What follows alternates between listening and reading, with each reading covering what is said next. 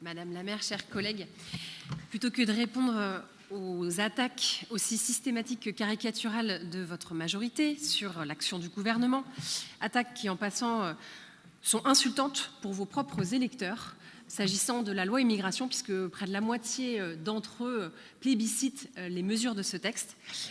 Nous souhaitons donc ramener une nouvelle fois les débats qui animent cette Assemblée aux enjeux locaux, concrets, qui touchent la vie quotidienne des habitants.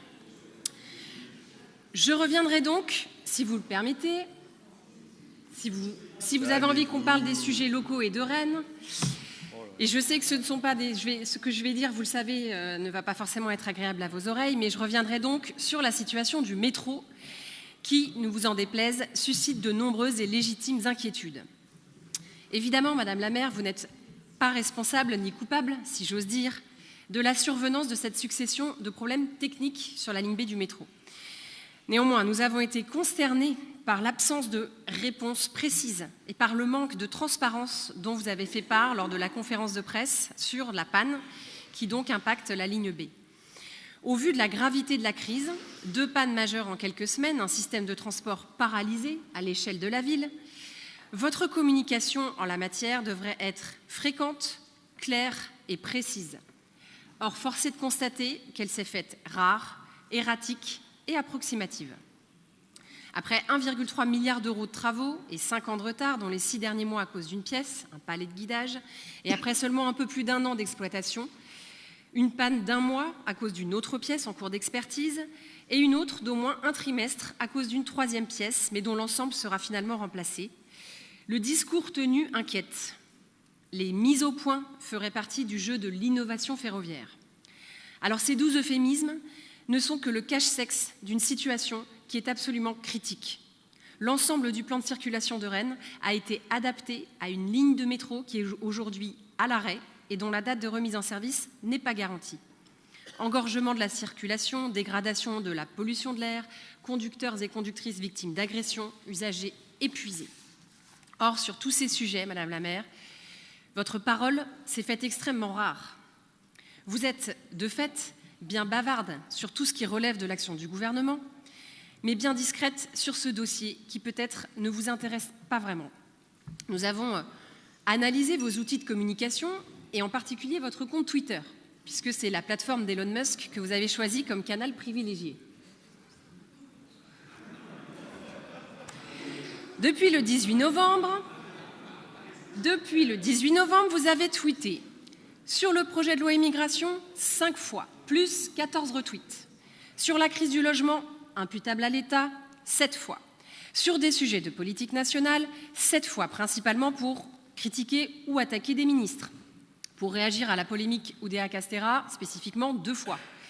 Sur les sujets locaux, nous avons compté 35 tweets d'autopromotion sur des labels attribués à la ville, des événements ou de nouveaux aménagements, une trentaine de tweets liés aux fêtes de Noël et aux vœux, 8 tweets mettant en avant les associations, 8 relatifs à la sécurité, 6 sur l'engagement de la ville pour les aînés, 6 tweets d'hommage public, 5 tweets sur la livraison de logements locatifs sociaux ou logements étudiants.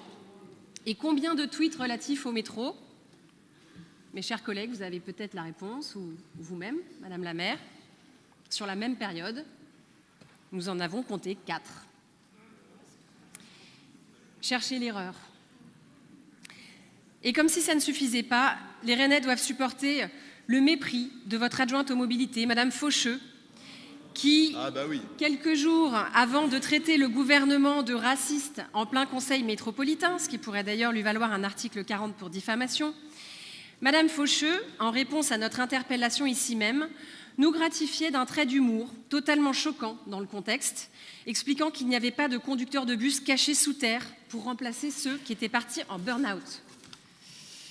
Et ceci juste avant de nous expliquer, je cite, que l'on voit trop souvent des collégiens prendre le bus pour quelques stations et qu'à 14-15 ans, on peut bien faire quelques mètres à pied. Donc si on vous comprend bien, le problème, ce n'est pas le manque de solutions de substitution, mais bien ces fainéants de collégiens qui préfèrent utiliser les transports en commun plutôt que de marcher lorsqu'il fait la température quasi estivale de moins 2 degrés. Alors désolé, chers collègues, de remuer le couteau dans la plaie, mais ce que traversent actuellement les Rennais, ce n'est pas une difficulté. C'est un obstacle majeur à leur capacité de circuler librement pour aller travailler, pour étudier, pour sortir. Certains ont choisi de vivre à proximité de la ligne B pour simplifier leur quotidien. Aujourd'hui, ils sont entravés, leur temps de transport a explosé. Les commerçants sont également gravement impactés. Je pense notamment à ceux du quartier Kourouze, dont certains viennent juste d'ouvrir et que la situation met gravement en péril. Enfin, les incivilités pullulent, rendant l'ambiance délétère pour le personnel comme pour les usagers. Des actions doivent être prises de toute urgence pour y mettre fin.